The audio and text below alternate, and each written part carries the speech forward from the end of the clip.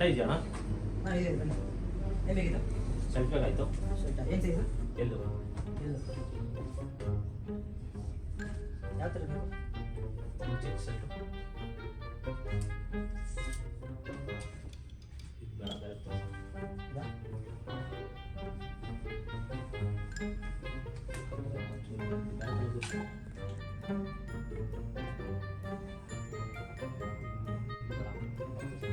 ಇಲ್ಲಿ ತೋರಿಸಿ pink colour ಇದೆಯಲ್ಲ ಇದಾ?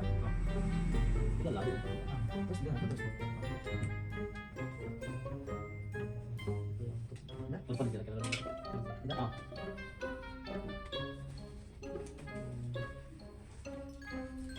ಹಾಂ ಫೋಟೋ ಕಳಿಸಿದೆ. ಕಳಿಸಿ ಕಳಿಸಿ.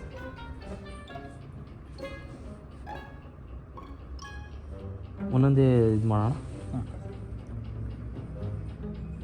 ಈಗ ಹಾಂ ತೆಗೀರಿ.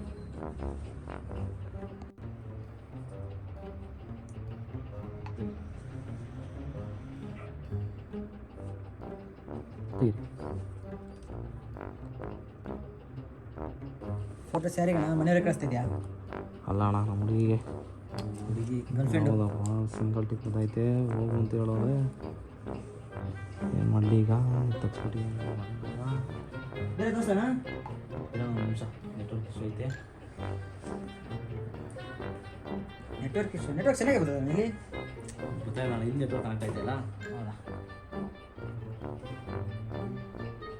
ಪ್ಯಾಂಟ್ ಯಾವ ಥರ ತೋರಿಸ್ಲಿ? ಇರೋಣ ಒಂದು ನಿಮಿಷ ತೋರಿಸಿರಂತೆ. ಮರ ಫೋನ್ ಹೇಳ್ಕೊಂಡು ಬಿಸಿ ಆಗ್ಬಿಟ್ಟ ಹುಡುಗ. ಇರೋಣ ಒಂಚೂರು ಈಚೆ ನೋಡ್ಕೊಂಡು ಮತ್ತೆ ನೆಟ್ವರ್ಕ್ ಆಯ್ತಾ ಅಂತ. ನೋಡಿ ನೋಡಿ ಹೋಗೋದು ನೋಡಿದ್ರೆ ಯಾಕೋ ಓಡೋಯ್ತಾರ ಕಾಣ್ತದೆ.